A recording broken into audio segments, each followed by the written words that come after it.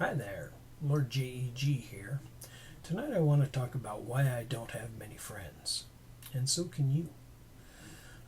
Our society, and by that I mean American society, is kind of geared towards extroversion, gregariousness, large social networks, both real life and online. And for people like us who aren't quite so extroverted or inclined to socialize, this can be kind of a bad thing, you know. Some people think that there's something wrong with them if they don't have any kind of network like that, or they're not outgoing and gregarious and all that stuff. But you know, the key to whether it's really all right is kind of take a step back and analyze what's going on with your own life and how it might be affecting your friendships or your lack of friendships. Um, we'll kind of go into that a little later, but right now I'll just kind of give you a little kind of a personal example of what I mean by that. Um,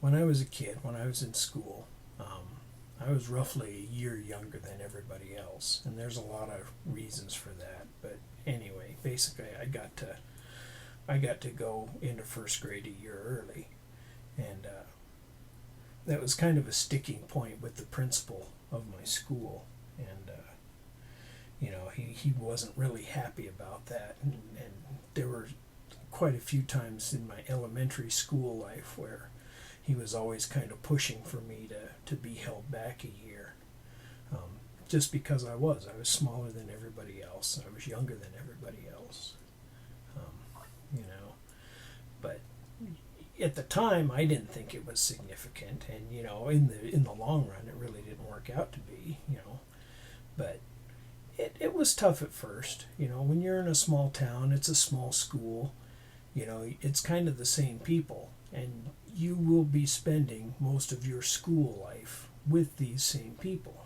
So in fact, one time, I got into a fight, and got in a fight with this other kid. Of course, I got front and centered at the principal.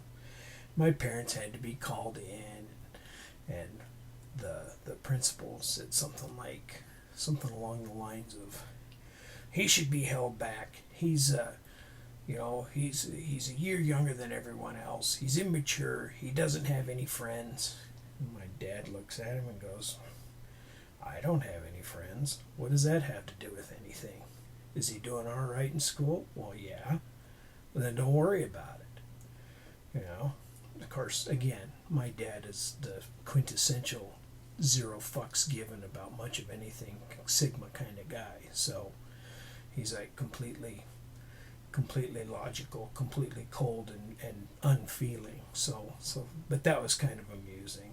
Um, you know. Anyway, getting back on point. So I was younger and I was smaller than everybody else, and this led to some problems. Of course, I'm not an I'm not an extrovert, and when you're, and I'm definitely not an alpha. I mean, let's just, especially back then. I mean, there would have been no mistaking me for an alpha whatsoever. So, once in a while, I was mostly just invisible. So, and invisible is good when you're smart. When you're smaller than everybody else. But once in a while, kids would pick on me just because they could. So I got the bright idea. I guess this must have been my freshman year. I got the bright idea of what I would do is I would single out some guy, and he was a small guy too, and he wasn't overly popular or anything, so I had very little to lose. And that's what I did, is I made a big production out of it about fighting this guy, and then we fought the next day in the afternoon, after school, or no, it was at lunchtime actually, and that's what I did. I figured I was going to lose, I mean, again, I was smaller than everybody else, and, not really super assertive or anything. And I did. I had a really good looking shiner for about a week, or maybe two. But he was small and he was weak, and I knew I wouldn't get hurt very much. And after I did that, I gained a whole lot of respect, and the few people that were bothering me kind of left me alone. Because once they see that you're willing to, you may not give as good as you get, but if you're willing to fight back or give it back, then they just move on to easier pickings. So, significant life lesson there, kid. But anyway, in fact, some of these people that used to bother me, they were actually almost downright friendly. We never became friends or anything stupid like that. It wasn't an ABC after school movie. But again, people leave you alone. And, when you're younger and smaller and invisible and all that, you kind of just want that anyway. But when I got older, I realized, again, I'm not an extrovert. I don't make friends easily. We'll go into some other things later on. But I didn't have a lot of friends, and I didn't really need them. And,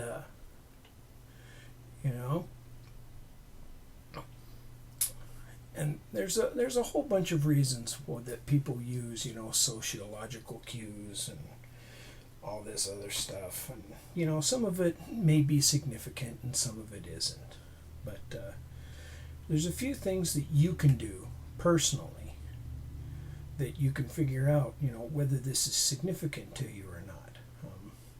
Now some people are going to jump in and say, oh, I'm an ENTP or an INTJ or an ENFP, and that's all stuff from the Myers-Briggs personality test. And if you've ever taken or you're thinking of taking a Myers-Briggs test, don't bother. They're essentially bullshit. Okay?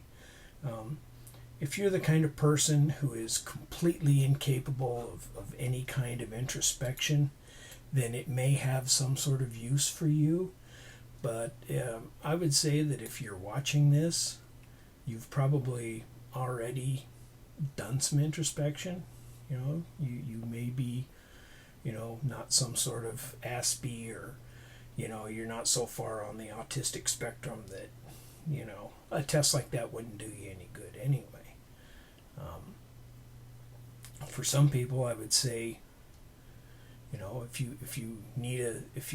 think it's bad enough that you need a psychologist or psychiatrist, then go to one and ask to take the MMPI-2, and that is the Minnesota Multiphasic Personality Inventory, and that will define about 30 characteristics, give or take. That 32, I think, is the last test, and they can help you narrow down some of the things that may help you, as far as if you have some issues.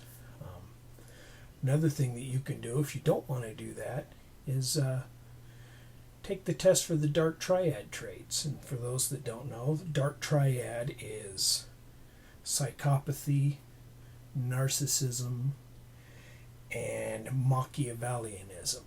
And I've taken that, and I score extremely low in the psychopathy and the narcissism, but I score extremely high in the Machiavellianism, which I guess is why I'm always trying to figure out why, or trying to make sure that nobody's trying to screw me. So, so anyway,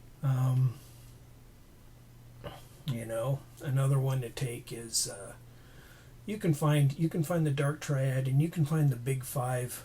It's called the Big Five Personality Inventory. You can find those online, and you can see, you can take those and you can see maybe you're just not capable of having friends. Maybe you're a psychopath, and or maybe you're just too big of a narcissist.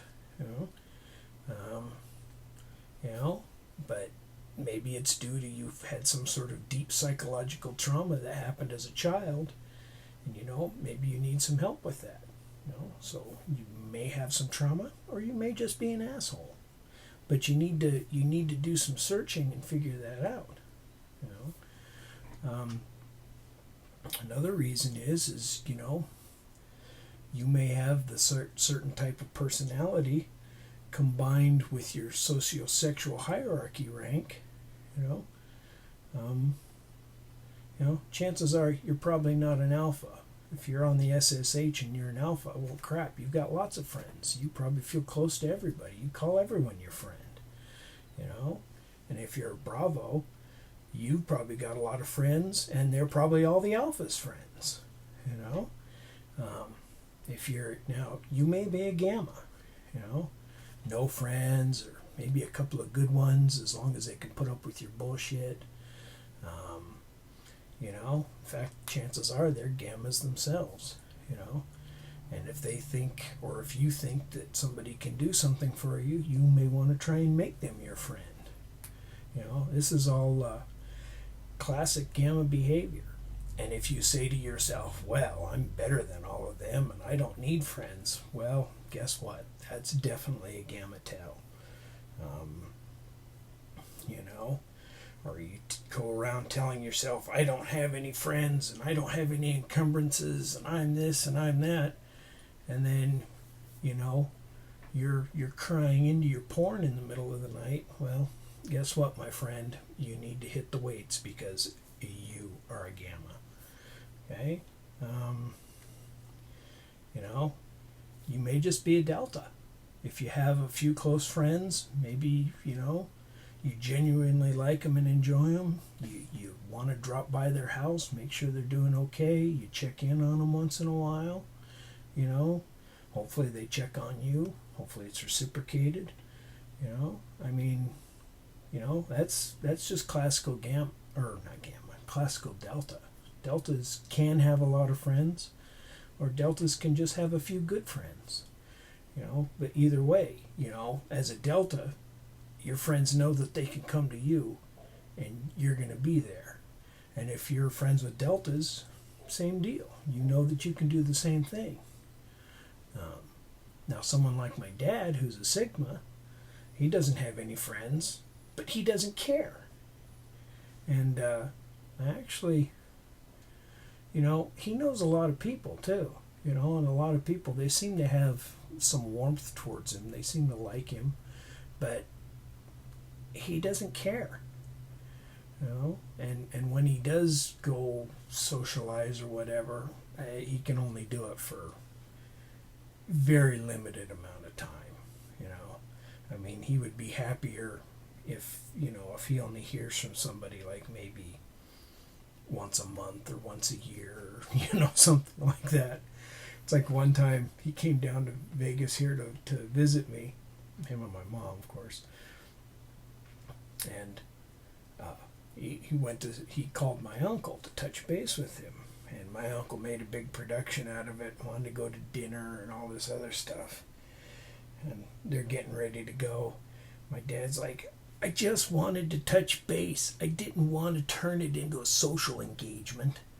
So that's the essence of the Sigma right there. If you don't have a lot of friends and you don't really give a fuck about it, well, guess what? You're probably Sigma. And as far as Lambdas go, well, he's got a lot of pretty boys that he calls friends. Yeah. So, and again, you know, the SSH, it's all fractal. So you can have a touch of Sigma or Delta or even Gamma. Sorry about that. But, you know, that's the thing. If you've got a lot of friends, great. If you don't have a lot of friends, that's okay. If you can live with it, that's fine. It's perfectly acceptable. You know, not everybody has to have tons and tons of friends. You know, but if it does bother you, if you don't like it, then do some research. You know, figure out what's going on. Get to the root of why it is that way. You know, maybe you need a priest. Maybe you need a psychologist. Maybe you need a psychiatrist. You know, maybe you need serious drugs and therapy. You know, it doesn't make you a bad person. It just is what it is. You know, only you can figure that out. Only you, in the end, can determine what's best for you. You know, it's a journey. It's a continuum. And it can be an exciting one. it can be a terrifying one. It's up to you to figure out how that journey is, where you are on that continuum. And it can be an exciting journey, and I wish you the best on that journey. So that's basically all I wanted to talk about. Thanks for stopping by. Take care.